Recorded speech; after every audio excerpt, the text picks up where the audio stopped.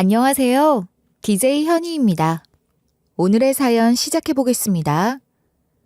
안녕하세요.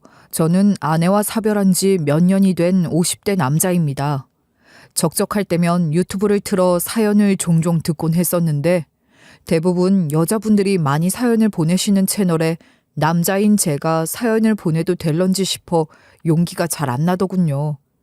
그러다 한번 용기를 내어 이렇게 사연을 적어봅니다. 기막힌 시댁살이나 불륜 막장 스토리는 아니지만 제게도 나름 쇼킹한 반전 사연이 있거든요. 그럼 지금부터 이야기를 한번 시작해 보겠습니다. 아내를 몇 해 전 떠나보낸 저는 지금도 여전히 그런 아내를 채 잊지 못한 채 살고 있습니다. 주변에선 이만하면 할 만큼 했지 않냐, 이제 그만 잊어버리고 재혼이라도 해라 하는 사람들이 많지만 저에게 아내는 참 특별한 사람이었고 그런 아내를 잊는 일은 정말 쉽지가 않은 일이었어요. 저에게 아내는 정말이지 한 줄기 빛과도 같은 사람이었습니다. 저같이 별 볼 일 없는 남자에게는 정말 과분하고 멋진 사람이었죠. 저는 평범한 집에서 평범하게 자란 평범한 회사원에 불과했지만 아내는 부유한 집의 무남 동녀 외동딸로 태어나 그림 전공하고 유학까지 다녀오고 작가 활동까지 하던 사람이었어요. 저를 만났을 때는 미술학원을 열어 원장으로 일하던 중이었고요. 취향도 고상하고 가진 것도 많고 배운 것도 많은 아내가 왜 저 같은 평범한 남자를 선택했는지 사실 저조차도 이해되지는 않았어요. 늘 과분하단 마음뿐이었죠. 실은 제가 아내를 만난 게 아내가 운영하는 미술학원에 다니면서였거든요. 평소 그림에 관심이 많았냐고요? 전혀요. 저같이 평범하게 자란 남자가 뭐 그런 고상한 취미가 있을 리가 있었겠어요. 저는 그냥 어머니 환갑 선물로 드리려고 미술학원 취미반에 등록을 한 거였어요. 혹시 취미반 등록을 하게 되신 계기를 여쭤봐도 될까요? 사실 저희가 성인 취미반도 운영을 하고 있지만 남자분이 등록하신 경우가 정말 흔치 않거든요. 실례가 안 된다면 이유를 여쭤봐도 될런지. 그게 사실은 저희 어머니 때문입니다. 저희 어머니께선 지금 초기 치매를 앓고 계세요. 그래서 아주 조금씩 기억을 잃어가시는 중이시죠. 그런 어머니를 위해서 제가 무슨 일을 할 수 있을지 그걸 고민해보게 됐어요. 어떻게든 모시고 여행이라도 다니고 싶은데 그럴 만한 사정도 못 되고 그래서 생각을 해보게 됐어요. 저희 어머니가 그림을 워낙 좋아하셨거든요. 저도 어릴 땐 제법 그림을 좀 그린다는 소리도 듣곤 했었는데 그 재주가 여태 남아있을진 모르겠지만 어머니 위해서 다시 해보고 싶다는 생각이 들었어요. 조금이라도 정신이 온전하실 때 어머니가 좋아하시는 것들, 어머니의 모습들, 그런 것들을 그림으로 그려서 선물하고 싶었거든요. 와, 감동적이네요. 어머님은 아마 이런 효자 아드님을 두셔서 오래오래 예쁜 기억들을 많이 간직하고 계실 거예요. 어머님이 참 좋은 아드님을 두셨네요. 아마 정말 좋은 선물이 될 거예요. 제가 잘 지도해 드릴게요. 아내가 절 좋게 본 건 그런 제 마음이 예쁘다고 생각해서였나 봐요.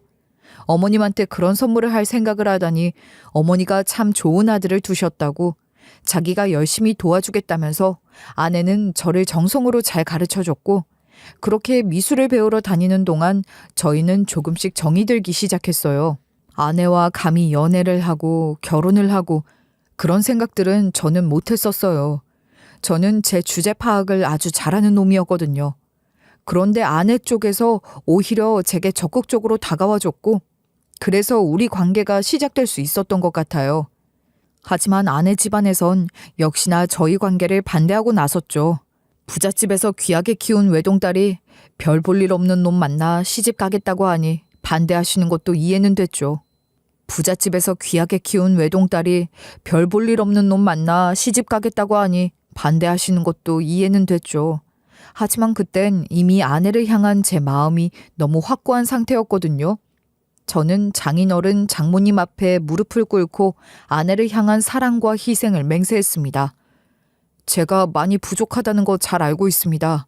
저같이 부족한 사람한테 미씨 주시기 어렵다는 것도 이해합니다.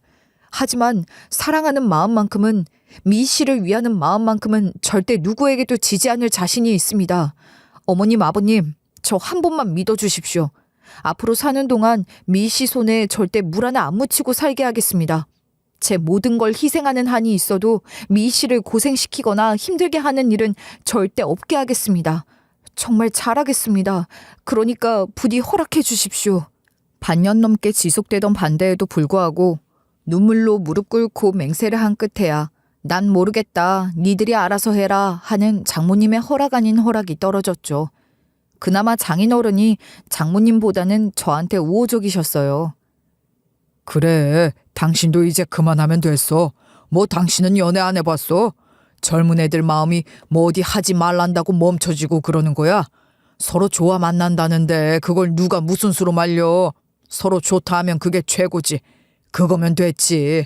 자고로 남녀는 그냥 다른 거 다 필요 없고 서로 좋아 정분 나면 그걸로 끝인 거야. 돈이고 자시고 다 중요하지가 않은 거라고.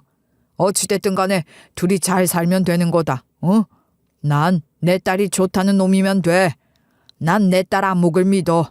아무나 좋다고 드릴 그런 정신 나간 아이도 아니고 내 딸이 온전히 정신 박힌 아이니 오죽 지가 잘 골라왔을까 싶다. 그러니 강서방, 앞으로 내가 강서방이라고 부름세. 강서방이 한 맹세 평생 잘 지킬 자신이 있겠지? 물론입니다, 아버님. 제가 정말 평생 잘하겠습니다. 아이고, 저 하나 있는 외동딸을 귀하게 더 아껴서 제대로 시집 보낼 생각은 않고 말이야. 됐어. 이제 허락한 거야. 한 입으로 두말하지 말어. 끝. 앞으로 자넨 우리 사위야. 장인어른은 결혼 전부터 저를 우리 사위 하고 부르시며 저희 결혼도 적극적으로 지원을 해주셨어요. 그런데 그만 일이 터지고 말았습니다. 결혼을 하고 얼마 안 있다가 저의 가장 든든한 지원군이었던 장인어른이 글쎄 바람이 나서 이혼을 당하시는 일이 생기고 만 거였죠. 게다가 더 충격적인 건 장인어른이 바람이 난 상대가 거의 우리 아내뻘의 한참 어린 아가씨였다는 점이었습니다. 그 소식은 제게도 아내에게도 정말 충격적이었어요. 장인어른이 그런 일을 할 줄은 정말 상상도 못하고 있었거든요. 하지만 누구보다 충격받은 건 장모님이셨죠. 그런데 장인어른의 외도로 인한 이혼 이후 장모님의 분노는 엉뚱하게도 저한테로 튀기 시작했어요. 장모님은 처음부터도 저에 대해 별로 탐탁지 않게 생각하셨지만 장인어른이랑 사이가 그렇게 되고 두 분이 갈라서고 난 뒤에는 점점 더 저를 타박하는 일이 많아졌습니다. 장인어른이 어린 여자와 바람이나 이혼을 하게 됐으니 저 역시 그럴 확률이 크다는 말도 안 되는 논리를 내세우며 절 의심하기 시작하신 거였죠. 엄마, 제발 그만해. 이 사람이 아빠야? 아빠가 그랬다고 왜 이 사람한테 그러는 거야 대체? 이 사람 그럴 사람 아닌 거 엄마도 알잖아. 적어도 우리 딸 두고 허튼 짓은 안 할 사람이라 받아준다고 엄마가 이 사람이랑 나 허락하면서 그랬었잖아. 잊었어? 너희 아빠는 뭐 그럴 사람이었니? 뭐 그럴 사람이라 바람이 났어? 너희 애비가 골프 치다 만난 그 어린 여자랑 바람 날 줄 누가 알았겠냐? 어? 남자 새끼들이 하는 일이 다 그렇지. 너희 아빠는 뭐 그런 놈일 줄 알고 내가 결혼을 했는 줄 알아? 너도 정신 차려 이거사. 남자 놈들이 다 그래. 믿을 족속이 아닌 게 저것들이란 말이야. 염치도 없는 놈들. 아주 양심이 썩어 문드러진 놈들이 세상에 어쩜 이렇게 넘쳐나는지. 장모님, 걱정 마십시오. 저는 정말 그럴 사람도 아니고 장모님도 잘 아시지 않습니까? 알기는 뭘 알아. 자네가 우리한테 왜 무릎 꿇고 좀 빌었기로서니 내가 자네를 믿는 줄 알아? 뭐 그 양반은 안 그랬는 줄 알아? 나도 니들 둘만큼 죽고 못 사는 연애 그거 해봤어. 근데 지금 말년에 어떤 꼴이 나는지 한번 봐봐라. 이게 남자란 족속들이 하는 짓이야. 그 인간도 그랬어. 그 인간은 저것보다 더했다. 우리 집이 부자고 그놈은 별 볼 일 없는 집안 출신에 개천에서 난 용이라고 처음에 장가 올 때 우리 아버지 앞에서 무릎 꿇고 빌었던 놈이란 말이야. 근데 그 놈이 바람 피우고 다니는 걸 내가 눈 감아준 게 어디 한두 번인 줄 알아? 내가 니들 보기 민망해서 말을 안 했기에 망정이지. 내가 지금까지 아는 것만 해도 한 손으로 부족하다 이거야. 그러더니 이젠 아예 숨길 생각도 않고 당당하게 바람나서 이혼하는 것 봐라. 지가 누구 덕분에 그 자리까지 올라갔는데? 장모님은 그러면서 점점 더 저를 몰아가고 의심하고 집착적으로 저에 대해 감시까지 하기 시작하셨어요. 아마 결혼해 사는 동안 장인어른한테 당했던 것들이 모조리 다 저한테로 투영되기 시작했던 것 같아요. 저희가 처가댁에서 한 10분 정도로 가까운 거리에 신혼집을 구했었는데 틈만 나면 저희 집에 들이닥쳐서 저를 감시하고 의심하시기 시작하시는 거예요. 나중에는 거의 같이 사는 거나 다름없이 느껴질 정도였죠. 자네, 이 향수 냄새 뭔가? 어? 이거 여자 향수 냄새 아니야? 아니요, 장모님. 전에도 말씀드렸지만 이거 제 스킨 냄새입니다. 전에도 확인 다 해보셨잖아요. 휴대폰 꺼내보게. 문자인지 뭔지 그런 걸로 요새는 다 바람 피우고 다닌다며. 내가 확인을 해봐야지. 뭐하나? 당장 꺼내라니까. 무슨 의처증 있는 아내들이 하는 것처럼 말도 안 되는 의심을 하고 검사를 해대시고 누가 봐도 이상할 수준의 집착을 해대셨죠. 엄마, 제발 그만 좀 해, 제발. 이 사람은 아빠가 아니야. 왜 대체 아빠한테 못하던 짓들을 이 사람한테 하는 건데? 아빠가 그런 짓하고 돌아다녔다고 왜 이 사람을 의심하냐고. 아빠는 아빠고 이 사람은 이 사람이야. 우리 부부랑 엄마 아빠는 다르다고. 제발 그만 좀 해. 대체 언제까지 이럴 건데? 뭐가 달라? 너는 몰라 이거사. 순진하게만 커서 남자라곤 하나도 모르는 게. 넌 가만히만 있으면 돼. 엄마가 다 알아서 해줄 테니까. 뭐 하나 달고 나온 놈들은 내 구조가 우리랑은 아예 다른 거야. 기회만 있으면 뒷구녕으로 빠져나가서 무슨 짓이라도 하고 들어오는 족속들이 저것들이란 말이야. 내가 이렇게 펜스를 사방으로 쳐놓고 감시를 해야 그나마 눈치를 보지. 안 그랬다간 네 애비보다 더한 짓도 하고 돌아다닐 거다 아마. 부모도 없이 직업도 변변찮은 게 잘난 집에 장가와서 눈치 보이는 걸 어디다 풀 것 같니 너? 밖에 나가서 바람 피우고 여자 만나고 돌아다니는 걸로 푼다 이거야. 그런 게 남자놈들이다.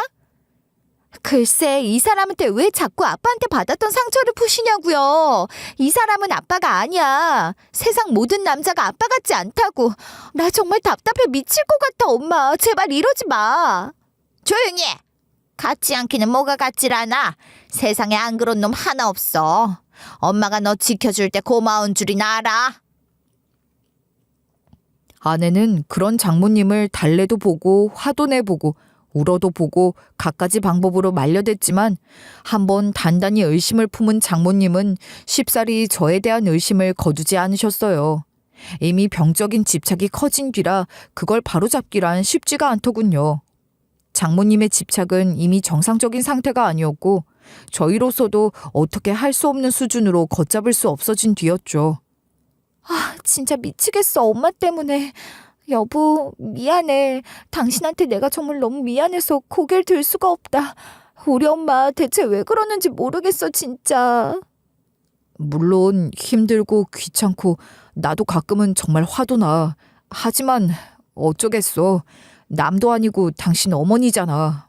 내 장모님인데 화나고 짜증나지만 우리가 이해하지 않으면 누가 장모님을 이해할 수 있겠어. 난 사실 장모님 마음 전혀 이해가 안 되는 건 아니야. 엄마 마음을 이해한다고? 당신은 그게 정말 이해가 돼? 물론 이렇게까지 집착적으로 행동하시는 건 이해 안 되지만 그 마음은 알 것도 같아. 두 분 결혼하실 때 러브스토리를 장인어른이 말씀해 주신 적이 있는데 정말 절절하더라. 그렇게 집안 반대 무릅쓰고 결혼하셨는데 그런 장인어른이 당신 몰래 바람 피우고 배신하고 불륜 저지르고 다닌 걸 뒤늦게 다 아셨으니 그 배신감과 충격이 얼마나 크셨겠어.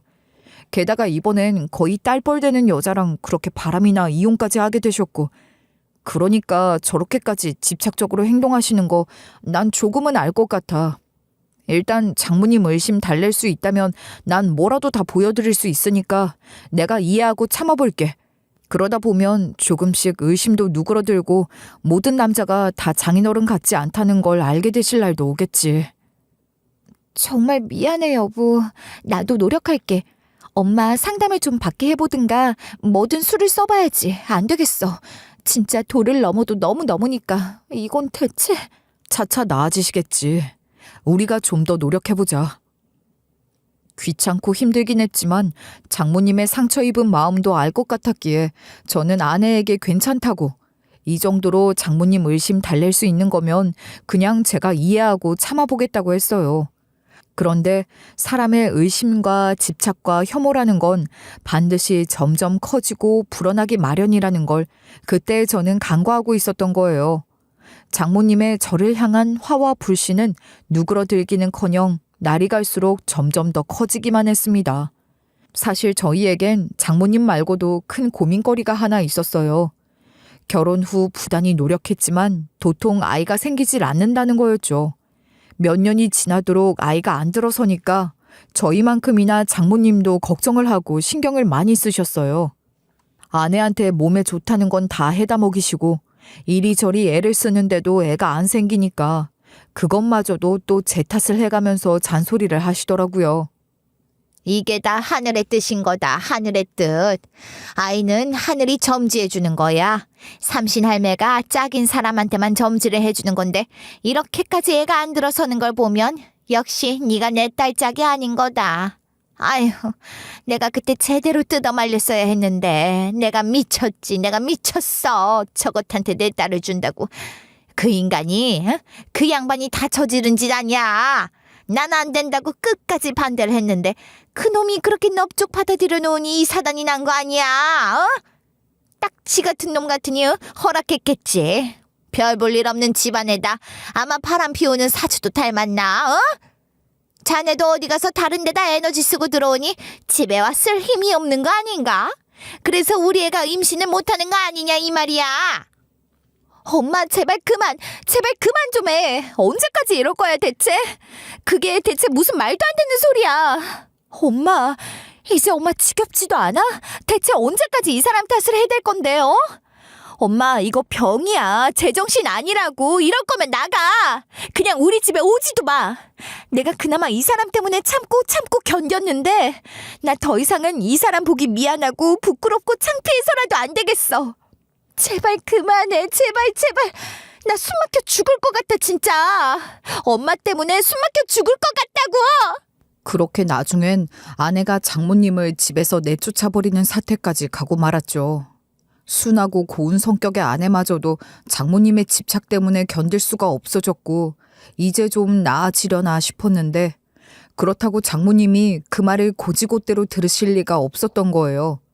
집에서 내쫓아버린 후에도 찾아와 문을 두들겨 대셨고 아내가 있으면 화를 내니 아내가 없을 때 저희 집을 찾아오거나 심지어는 저희 회사 앞을 기웃거리며 저를 감시하는 일까지도 빈번하게 일어났어요. 장모님의 의심은 그 후로도 몇 년이 지나도록 지속됐고 이제는 저도 아주 면역이 생겨버릴 정도였죠. 장모님 의심이 어느 수준이었냐면 왜 일을 하다 보면 벗어둔 자켓에 누가 뭔가를 묻히고 지나갈 수도 있고 그렇잖아요. 근데 그런 걸 보면 이제 이거 여자 화장품 아니냐 하면서 말도 안 되는 의심이 시작되는 거예요. 이거 뭔가. 이거 화장품이네. 이거 여자 화장품이야. 이건 또 뭐야? 여자가 준 거 아닌가? 못 보던 건데?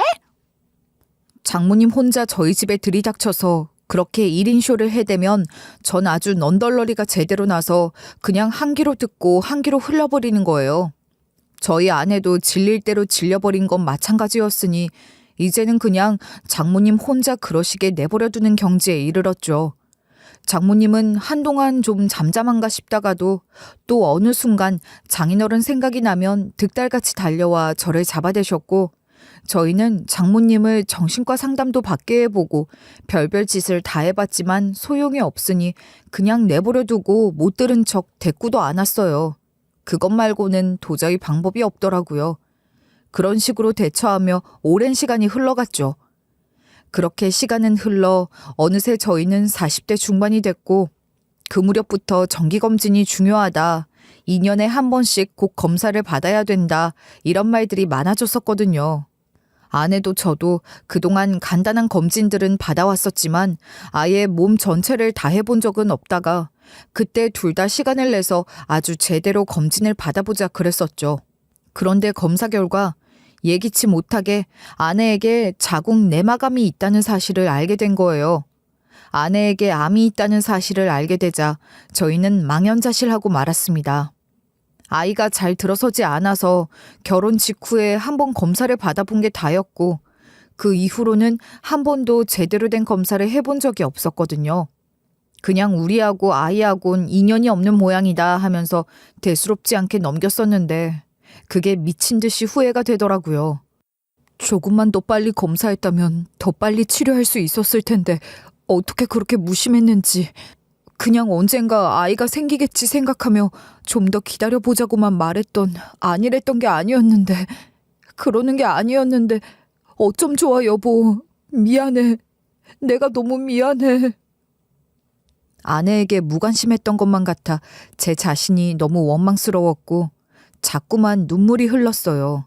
그리고 마침내 장모님의 저에 대한 원망도 극에 달하고 말았죠. 이게 다 너 때문이다, 이 쓰레기 같은 놈. 네 놈을 잘못 만나 이런 일이 우리 딸한테 생긴 거야. 네가 무슨 짓을 하고 다녔으면 우리 애한테 자궁암이 다 생겨? 치와이프한테 이런 암을 주는 남자놈들이 넘쳐난다더니 밖에서 무슨 짓을 하고 돌아다니는 거야? 대체 뭐라고 돌아다녔길래? 얼마나 더러운 짓을 하고 돌아다녔길래 내 딸한테 이런 게 다 생기냔 말이야. 장모님은 병원이 떠나가라 저를 내리치고 소리를 질러대셨어요. 맹세코 저는 아내에게 부끄러운 행위를 한 적이 없었지만 아내의 자궁 내막암 소식을 듣고 나니 저 역시 그게 꼭 제 탓인 것만 같아 스스로를 자책하고 있던 터라 장모님이 제 탓을 해대시는 것도 그냥 잠자코 받아내고만 있었어요. 하지만 장모님은 잠잠해질 기미가 보이지 않았고 몇 날 며칠, 아니 몇 주째 그런 사태가 계속 이어졌죠. 그러자 보다 못한 간호사분들이 옆에서 장모님께 한마디씩 해주기 시작하더라고요. 어머님, 따님께서 큰 병에 걸려 힘드신 건 아시겠지만 이 자궁 내막암이라는 게 이 남편분 때문에 생기고 그런 병이 아니에요. 어머님께서 잘못 알고 계시는 거예요. 자궁암이라는 것도 종류가 여러 개가 있고요. 자궁 내막암의 경우엔 발병 원인이 아직 명확하지가 않아요. 그러니까 자꾸 이렇게 남편분 탓만 해대지 마시고 지금은 따님이 잘 치료할 수 있도록 안정을 취하게 해주는 게 무엇보다 제일 중요하세요. 병원에서 이렇게 소리소리 질러대시면 따님도 마음이 불편하시고 다른 환자분들도 불편해하세요. 그 덕에 장모님은 조금 수그러드는 듯 했지만 다른 사람들 눈치를 보며 데시벨이 좀 낮아졌을 뿐 제 탓은 멈추지 않으셨어요. 제 탓이 아니라고는 하지만 아내에게 좀 더 일찍 관심을 기울이지 못하고 좀 더 신경을 쓰지 못한 것만은 분명 제 탓이 맞았고 그래서 저는 장모님의 원망을 아내가 투명하는 내내 묵묵히 다 받아내기만 했어요. 내가 아무리 슬프고 힘들어도 아픈 자식 보는 어머니 마음만 하겠나. 나라도 그냥 다 들어드리자. 장모님 스스로 하는 자책도 다 내 탓으로 풀어내시는 건 아니겠나. 내가 이해하자 하는 생각으로 장모님이 저한테 하시는 모진 말들도 그냥 다 듣고만 있었죠. 뒤늦게 발견한 암의 생존율은 그리 높지 않았고 여러 차례 수술과 고된 항암에도 결국 아내는 명을 달리하고 말았어요. 아내가 세상을 떠난 뒤 저는 한동안 제정신이 아닌 나날들을 보냈습니다. 장모님은 장례식장에서도 아내를 보내고 나서도 계속해서 저를 탓하며 저를 사지로 몰아가셨어요. 우리 애 고생 안 시키겠다고 데려가 놓고 이게 뭐야? 네가 내 딸 만나 이렇게 됐다. 이걸 어쩔 거야? 내 딸 데려가 고생만 시키고 애 하나 못 낳게 만들더니 이제 기어이 세상까지 뜨게 해? 네가 데려가 잘 산다며 이 벌레 같은 놈. 내 딸 살려내 이놈아. 내 딸 살려내란 말이야. 장모님이 그렇게 저를 원망하시는데 차마 그만하시란 말이 안 나오더라고요. 손에 물 한 방울 안 묻히겠다고 약속한 아내를 아직 젊은 나이에 병으로 떠나보냈으니 제 자신이 너무너무 미웠고 저 스스로도 제가 용서가 되지 않았어요. 게다가 그렇게 저를 원망하시던 장모님마저 아내가 죽은 다음 해에 교통사고로 돌아가시고 만 거예요. 장모님까지 가시고 나니까 저는 더 폐인처럼 지내게 됐어요. 저한테 집착적으로 화내고 제 탓만 해대시던 장모님이었기에 그런 분이 옆에 안 계시면 더 후련해질 줄만 알았는데 사람 마음이 또 그렇지가 않더라고요. 그렇게 꼬장꼬장하게 누구보다 강하게 사시던 장모님이 자식 먼저 보내고 나서 슬픔에 빠져 길거리를 헤매고 다니다 차에 치여 돌아가시고 나니 그마저도 다 제 잘못 같기만 한 거예요. 저는 부모님 두 분 다 돌아가신 뒤였고 사랑하는 아내에 이어 장모님까지 그렇게 되고 나니까 삶에 대한 의지 자체가 꺾이더라고요. 이 모든 불행의 원인이 제 탓인 것만 같고 모든 게 제 잘못인 것만 같았죠. 저는 그야말로 폐인 생활을 했어요. 처음에 아내 발인할 때 한 번 빼고는 그 뒤로 아내가 묻힌 추모공원에도 감히 가보질 못했어요. 제 자신이 너무 죄스럽고 염치가 없다고 생각했으니까 차마 아내를 볼 용기도 나지 않더군요. 그 뒤로 저는 다니던 회사도 나가질 않고 술만 들이마셨어요. 그렇게 술만 마시다 보니 더더욱 아내를 볼 용기가 생기지 않았죠. 그런 모습을 보면 아내가 뭐라고 할까 싶어 더더욱 가보질 못했던 것 같아요. 생전 잘 하지도 않던 술을 미친 듯이 퍼마시기 시작했고 알코올이 내 정신을 지배할 정도가 됐죠. 거의 그 정도 상태가 되니까 아예 정상적인 생활이 불가능할 정도였습니다. 중독자나 다름없는 상태였고 결국 그런 저를 보다 못한 저희 형이 저를 병원에 쳐넣었죠. 한동안은 중독 치료를 하느라 입원해 살았고 몇 달 뒤에는 퇴원해 통원 치료를 받았어요. 아내분이 돌아가신 건 환자분 잘못이 아닙니다. 내 탓이 아니다. 내 잘못이 아니다. 그걸 인지하는 게 가장 중요해요. 환자분도 힘드셨잖아요. 그리고 무엇보다 환자분이 남은 인생을 꿋꿋하게 잘 살아가시는 게 돌아가신 아내분께서 더 바라실 일입니다.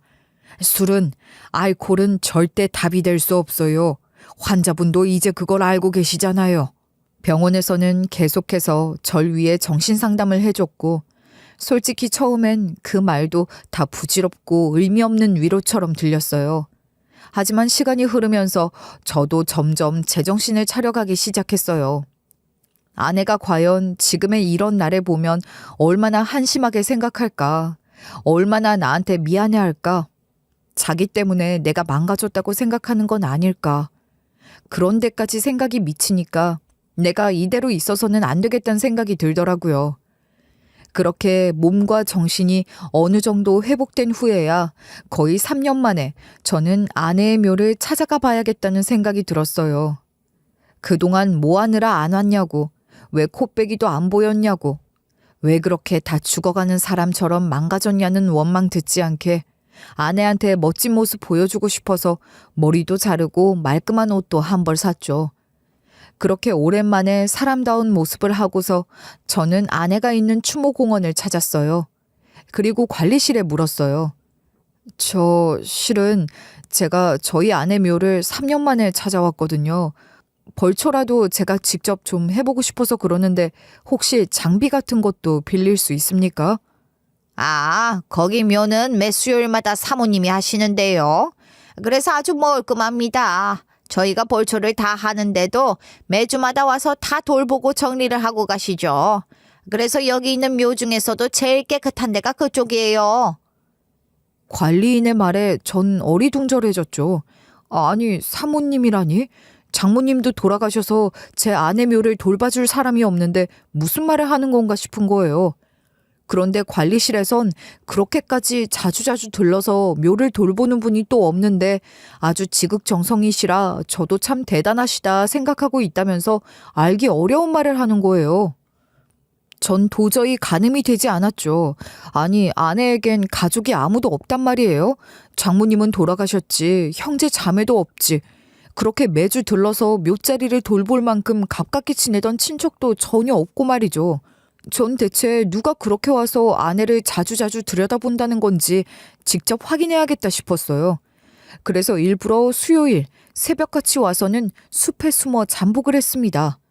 저희 아내가 있는 추모공원은 한적한 산골에 있는 곳이었고 아내는 그 중에서도 가장 높은 자리에 묻힌 상태라 아내 묘 뒤에는 숲밖에 없었거든요.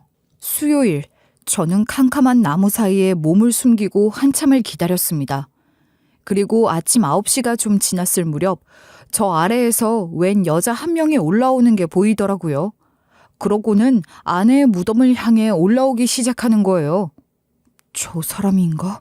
누구지 대체? 전 숨을 죽이고 그 실루엣을 유심히 보기 시작했습니다. 그리고 마침내 얼굴이 또렷이 드러나자 깜짝 놀라 소리를 지르고 말았어요. 캄캄한 숲 안에서 들려오는 묵직한 비명소리에 그 실루엣의 주인공도 놀라 누구세요? 하며 안을 들여다봤고 저는 나무 뒤에서 모습을 드러냈습니다. 자연아!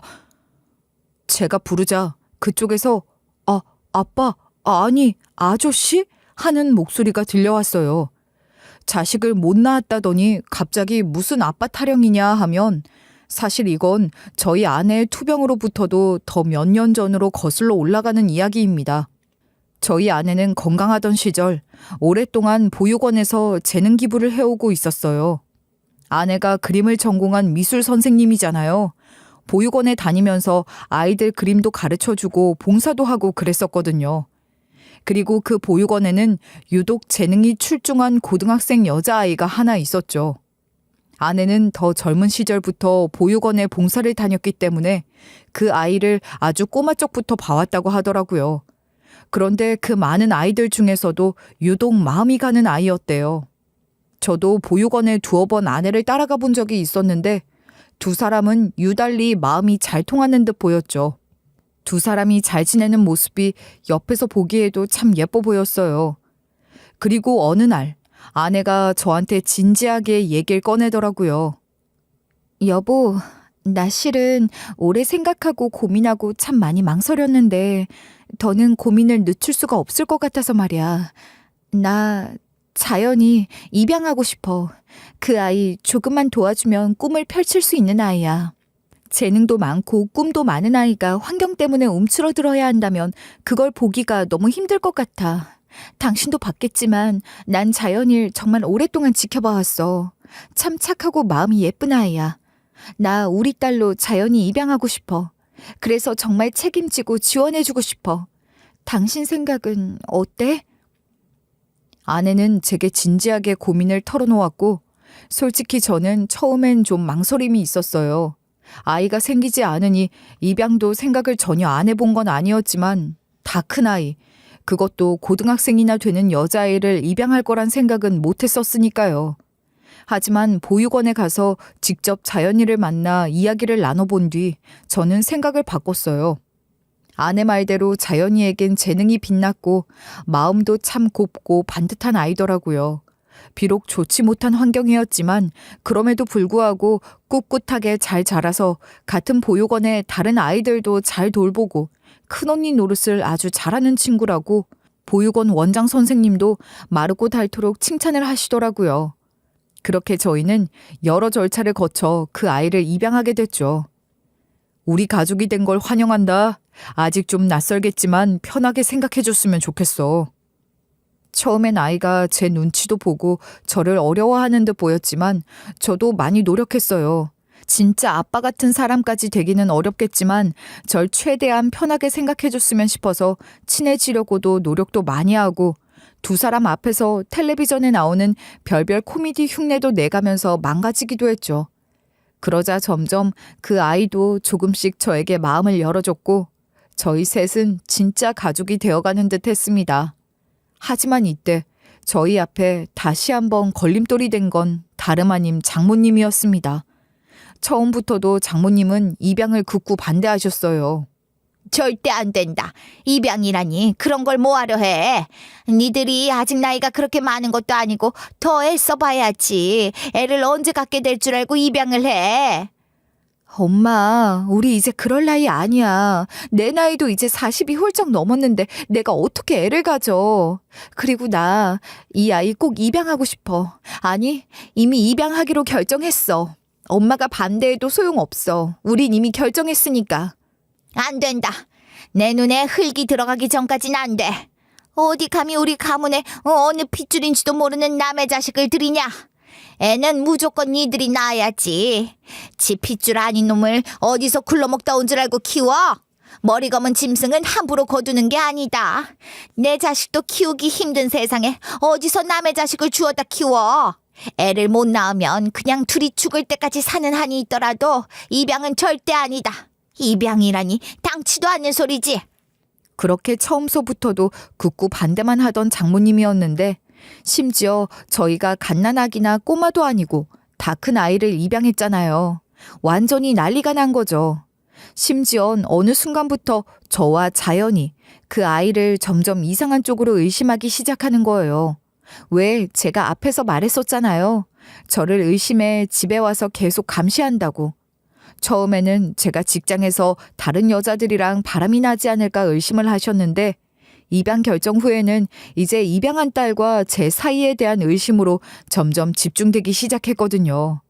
네가 몰라서 그래. 이 순진한 거사. 딸내미 입양했다가 아빠 하고 따르던 놈이랑 바람나는 사례가 얼마나 많은 줄 알아? 내가 그런 얘기를 한두 번 들은 게 아니다. 한참 까마득히 어린 걸 입양해도 그럴 판국에 뭐? 내일 모레면 20살이 되는 다 큰 처녀를 입양했단 말이야? 네가 아주 미친 거야. 아주 지발로 무덤을 파는 거라고.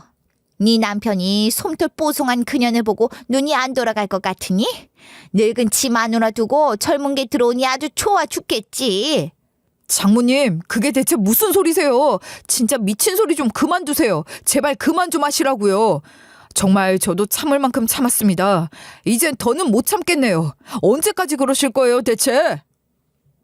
엄마, 진짜 제정신 아니야. 미친 거야. 그냥 정신이 나간 거라고. 제발 그런 거면 이제 우리 집에 오지 마. 오지 말라고. 알아들어? 나 진심이야. 이제 엄마 안 봐. 인연 끊고 지내자고. 이 무슨 미친 발상인가 싶고 아내도 저도 말도 안 되는 소리라고 제발 그만하시라고 하는데도 장모님의 의심은 그칠 줄을 몰랐습니다. 아이가 상처받을까 걱정이 돼 나중엔 장모님이 못 오시게 하고 문도 안 열어줬고 아예 차단을 해버렸죠. 하지만 막무가내로 들이닥치는가 하면 집에 찾아와 이웃들이 다 내다볼 정도로 쾅쾅 문을 두드려대기까지 하니 저희 셋 다 미칠 지경이 됐었죠. 나중엔 심지어 저희 사이에 아이가 안 생긴 이유가 다 그 애 때문이 아니냐면서 말도 안 되는 의심을 해대기 시작했어요. 애비랑 딸인 척 둘이 뭘 하고 다니는 거냐? 어? 우리 딸 놔두고 뒤에서 둘이 놀아나느라 거기에 에너지를 다 쓰니 그런 것 아니야. 말도 안 되는 소리를 해대던 장모님은 그러다 아내가 암에 걸린 사실을 알고 나선 그 의심이 더 폭발하고 말았습니다. 게다가 그땐 이미 입양한 딸이 성인이 된 후였고 대학 다니면서 그림 전공에 한참 바쁜 때였거든요. 아마 미술 전공하는 자녀분이나 손주가 있으신 분들은 아실 거예요. 그림 전공하는 대학생들은 시험 기간이나 과제 제출 기간 되면 아예 학교에서 몇 날 며칠 자면서 작업하기 바쁠 정도란 말이에요. 그런데 그 아이가 워낙 바빠 저희가 엄마 병간호에 신경 쓰지 말고 학업에 충실하라고 얘기를 했었거든요. 이미 아내의 투병은 한참 진행이 됐고 언제까지고 아이가 여기에만 매달리게 할 수도 없는 노릇이었으니까요. 그렇게 아이가 병실에 자주 못 오고 제가 회사에 출근해 있으면 장모님은 그걸 가지고도 의심을 해대기 시작했어요. 지금쯤 둘이서 지금 너 없는 데서 아주 좋아 죽을 거다. 아마 둘이 집에서 그렇고 그런 짓 하고 있겠지. 뻔하다 뻔해. 내가 가서 한번 보고 와야 할 텐데. 아니다. 집이 아니라 밖에서 그 짓을 하겠구나. 하면서 말도 안 되는 소리를 가뜩이나 아픈 아내에게 해대는 거죠. 당연히 아내는 그 말도 안 되는 개소리를 믿지 않았죠. 제발 그만 좀 하셔라. 그 사람은 출근했고 우리 딸은 학교 있을 시간 아니냐. 제발 그만 좀 하셔라. 그 사람은 출근했고 우리 딸은 학교 있을 시간 아니냐 해도 들을 생각도 않고 막무가내였습니다. 장모님은 병실에 저랑 딸이 같이 있어도 난리고 어쩌다 병실에 아내를 두고 잠시 둘이서만 외출을 해도 난리고 그냥 같이 있든 없든 말도 안 되는 소리만 해대니까 그쯤엔 진짜 저희 셋 다 미칠 지경이 된 거예요. 아내는 수술 후 항암을 계속하는 과정에서도 차도가 별로 없는 상태였고 그 와중에도 장모님은 계속 의심을 해대니까 아내의 걱정은 더더욱 커졌어요. 여보, 아무래도 이제 내 명이 얼마 남지 않은 것 같아. 그런 게 느껴져. 얼마 살 날이 남지 않았다는 게. 여보, 그래도 당신이 우리 자연이 끝까지 지켜줘. 꼭 당신이 지켜줘야 해. 엄마가 뭐라고 하시든 그냥 한 귀로 흘려. 그러려니 하고 두 사람이 꿋꿋이 계속 버텨줘. 나 없이도 두 사람은 이제 가족이니까. 알았지? 아내는 저희 둘을 앉혀놓고 말했습니다. 하지만 결국 그 아이는 얼마 뒤 본인이 먼저 못 견디고 직접 파양을 해달라고 저희에게 말하더라고요. 저희가 이렇게 가족으로 묶여있는 건 너무 큰 제 욕심인 것 같아요. 아픈 엄마를 제가 더 힘들게 만드는 것 같아 죄스럽고. 할머님께서 그렇게까지 저를 못마땅해 하시는데 제가 꾸역꾸역 붙어있기가 저도 너무 힘들어요. 두 분을 위해서가 아니라 저를 위해서라 생각하시고 절 파양해 주셨으면 좋겠어요. 그리고 엄마 치료에만 몰두해 주세요. 꼭 건강해지시고 더 건강해지신 뒤에 그때 다시 가족으로 봬요. 그게 좋을 것 같아요. 하지만 자연아. 아니요, 전 이미 마음을 굳혔어요. 대신 자주자주 찾아뵐게요. 병문안 아주 지겨울 정도로 올게요. 대신 가족은 아닌 것 같아요. 더는 불편한 죄의식 갖고 살지 않게 엄마가 저 놓아주세요. 그 아이의 의지는 굳건했어요. 처음엔 우리가 더 노력할 테니 그런 말 말아달라고 했지만 그게 자기를 위한 게 아니라면서 자기 마음 편한 길은 이게 맞는 것 같다고 하니 저희도 더는 그 아이를 잡을 수가 없더라고요. 그렇게 어쩔 수 없이 파양을 결정하게 됐죠. 그리고 몇 년 만에 만난 양딸은 제가 모르고 있었던 그 뒷이야기를 말해줬어요. 사실 파양 뒤로 아내의 건강이 급격히 악화가 돼서 저는 파양한 아이에 대해서는 신경 쓸 겨를이 없었거든요. 그런데 그 와중에 아내가 계속 연락을 하며 많이 도와줬었나 봐요. 장모님이나 저한테 얘기도 않고 계속 연락을 주고받으며 물질적으로도 정서적으로도 도움을 많이 준 모양이더라고요. 엄마가 남은 등록금도 다 미리 납부를 해주셨다고. 그리고 졸업하고서도 보태라고 통장을 만들어주시고. 그리고 전 몰랐는데 나중에 알게 됐어요. 저한테 도움이 될 만한 교수님들이나 작가님에게 연락도 해두시고 제가 졸업 후에 그림 계속 그릴 수 있도록 그런 세세한 부분들까지 신경 써주셨다는 걸. 정말 너무 큰 은혜를 입었어요. 제가 이걸 어떻게 갚을 수 있을지. 그러면서 아이는 눈물을 보이더군요. 그 아이는 어릴 적부터 봐온 우리 아내에게 정이 많이 들어 있었고 친엄마는 아니지만 친엄마보다도 더 사랑하고 따랐다고 했어요. 같이 산 세월은 얼마 되지 않았지만 인생에서 두 번 다시 만날 수 없는 귀인이라 생각했어요. 제가 어떻게 그런 분을 제 인생에서 다시 만날 수 있겠어요. 낳아준 부모님마저 버린 저를 그렇게 어릴 때부터 예뻐해 주시고 지금까지도 이렇게 저한테 사랑을 주시는데. 그런데 장모님 때문에 장례식에조차 참여를 못해 너무너무 죄스러웠다는 말을 하더군요. 그렇게 큰 도움을 받았는데 마지막 가시는 모습도 보지 못하고 심지어 인사조차 하지 못했으니 그게 너무 죄스럽고 한으로 남았어요. 그래서 어떻게든 물어물어 이렇게 묻혀 계신 곳을 알아냈던 거였어요. 그렇게 돌아가신 뒤에라도 여길 관리하는 걸로나마 은혜를 조금이라도 갚고 싶었어요. 제가 할 수 있는 게 갚을 수 있는 길이 이것밖엔 없었으니까요. 아이에게 저한텐 왜 그동안 연락을 하지 않았냐 물으니 아이가 그러더라고요. 실은 한번 집을 찾았다가 아저씨가 술에 만취해 있는 모습을 먼발치에서 본 적이 있었어요.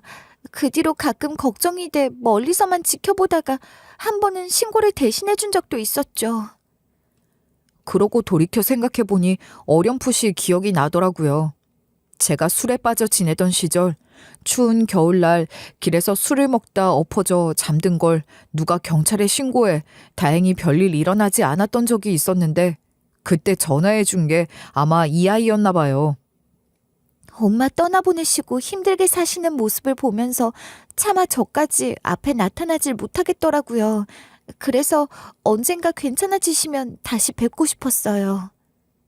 그렇게 그 아이와 아내가 있는 추모공원에서 재회를 한 후 우리는 종종 연락을 하고 지냈어요.